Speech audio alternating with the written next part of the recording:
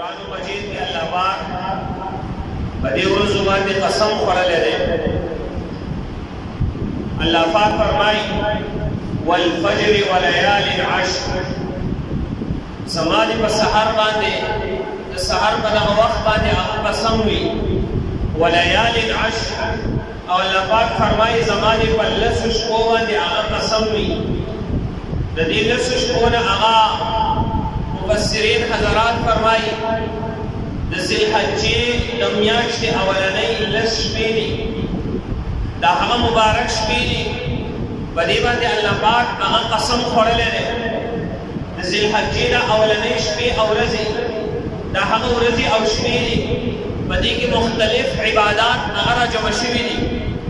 د دې نه علاوه د کال په 12 میاشتو کې هیڅ یو لس ورځې داسې نشته دی یا شپې چې په هغې کې مختلف عبادات هغه راجمع شوي وي. واحد دغه لس شپې دي، په دې کې مختلف عبادات هغه راجمع شوي دي.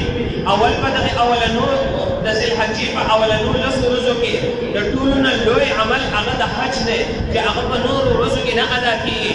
دویم قرباني ده، هغه په نورو ورځو کې نه کېږي. دریم په دې کې تکبیرات تشریق دی، هغه په نورو ورځو کې نه کېږي. څلورم د اولنو 9 ورځو د روژو فضیلت هغه په نورو ورځو کې دغه فضیلت هغه نشته دی. د اولنو لسو شپو فضیلت هغه په نورو شپو کې هغه نشته دی. د 9 ذوالحجې یعنې د عرفې د روژې فضیلت هغه په نورو ورځو کې نشته دی. بل په دې کې یوم النحر قرباني هغه په نورو ورځو کې نشته دی. بل په دې کې خصوصي هغه د ګناهونو نه اجتناب او د هغې تاکید چې دی هغه کړی شوی دی. نو مختلف عبادات د هغې مجموعه هغه د اولنۍ لسو شپې او ورځې په دې کې مختلف عبادات الله پاک راجمع کړي دي. د دې وجې نه الله پاک په دغه شپو باندې هغه قسم خوړلی دی وليال عشر، زما د قسم مې په لسو شپو باندې چې هغه لس شپې د ذوالحجې اولنۍ لس شپې او دا هغه شپې ورځې دي. نبی علیه السلام فرمایي هیڅ یو عمل الله پاک ته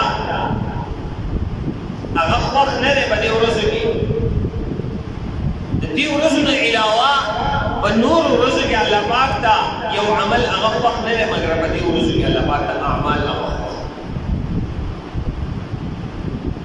صحابه تپوس کوي الله رسوله ولل جهاد فی سبیل الله، آیا جهاد یو سړی د دې ورځو نه علاوه په نورو ورځو کې کوي دا ته هم غوره نه دی؟ نبی علیه السلام ورته فرمایي نه، جهاد ته هم غوره نه دی.